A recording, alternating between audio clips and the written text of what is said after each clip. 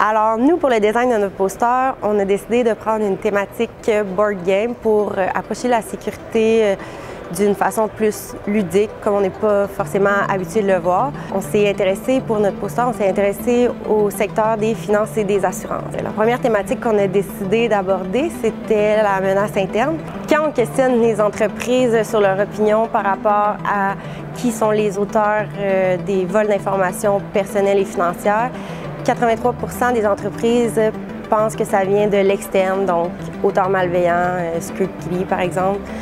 Puis seulement 8% pensent que ça vient de l'interne, donc de leurs employés. Donc ça, ce sont les données de 2017, mais ça peut être amené à changer parce que quand on regarde le rapport publié par Verizon de 2019, le secteur financier est beaucoup plus touché par la menace interne comparativement à d'autres secteurs. Pour enchaîner sur notre thématique, on a trouvé ça intéressant de soulever que 70% des entreprises laissent leurs employés utiliser des dispositifs personnels à des fins professionnelles, sauf que seulement la moitié des entreprises offrent des formations à leurs employés pour améliorer leurs compétences en cybersécurité. Donc on a aussi vraiment voulu mettre l'emphase sur toute la culture organisationnelle où on place la sécurité au premier plan. On a relevé aussi qu'il y avait 49% des entreprises qui ne surveillaient pas le comportement de leurs employés. Si on considère la statistique qu'on avait en vogue que 70% des entreprises laissent leurs employés utiliser leurs dispositifs personnels, on peut aussi poser des questions à ce niveau-là. Puis aussi un élément qui nous a frappé, c'est que 27% des entreprises considèrent que tous les employés sont responsables de la cybersécurité. Ça devrait être 100% parce que tout le monde a un rôle à jouer, évidemment à des certains degrés. C'est pour ça qu'on a vraiment voulu passer le message que la culture organisationnelle, c'est un élément très important dans l'organisation parce que les organisations auront beau implémenter toutes les stratégies qu'elles veulent. Si la culture ne suit pas et si la volonté des gens n'y est pas, les résultats seront éphémères. Sur notre poster, vous pouvez constater que 40% des organisations qui ont une politique interne pour apporter les incidents de cybersécurité, on considère que ça devrait être toutes les organisations qui ont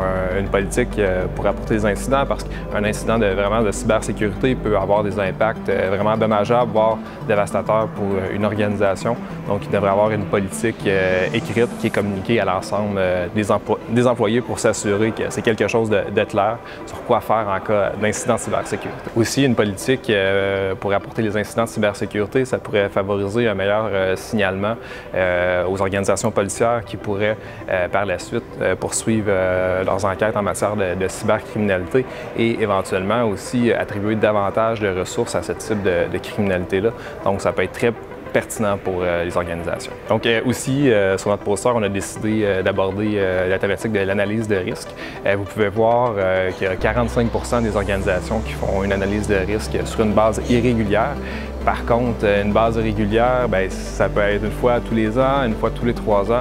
On sait que les risques vont évoluer dans le temps dans une organisation. Donc, c'est quelque chose qui devrait être fait plutôt sur une base régulière et avec des fréquences changeantes aussi selon l'organisation en question. Il y a 38% des organisations aussi qui profitent de nouvelles initiatives TI pour faire une analyse de risque. Par contre, on croit que ce chiffre-là devrait être un petit peu plus élevé parce que justement, une nouvelle initiative TI peut engendrer de nouveaux risques de cybersécurité pour l'organisation. Donc, c'est vraiment une très belle fenêtre d'opportunité pour faire l'analyse en question. Et aussi, il faut s'assurer qu'on respecte toujours l'appétit du risque de notre organisation. Finalement, on constate qu'il y a 26% des organisations qui font une analyse de risque après un incident. C'est sûr que là, il est peut-être un petit peu trop tard, mais c'est quand même très pertinent de le faire parce qu'il y a eu un incident, donc il faut être en mesure de tirer des leçons et savoir qu'est-ce qui s'est passé. Donc, ça serait intéressant aussi de savoir qu'est-ce que les autres organisations, ceux qui ne font pas d'analyse de risque, à savoir qu'est-ce qu'ils font exactement suite à un incident. Finalement, le principal message qu'on a voulu faire passer au travers de notre poster, c'est de mettre de l'avant la cybersécurité dans la culture organisationnelle et que tous les employés soient impliqués à des certains degrés, mais que tous se sentent concernés en tout cas, pour améliorer la posture de sécurité parce qu'on pense vraiment que les institutions financières peuvent devenir des leaders dans ce domaine-là et montrer l'exemple aux autres secteurs, pourquoi pas.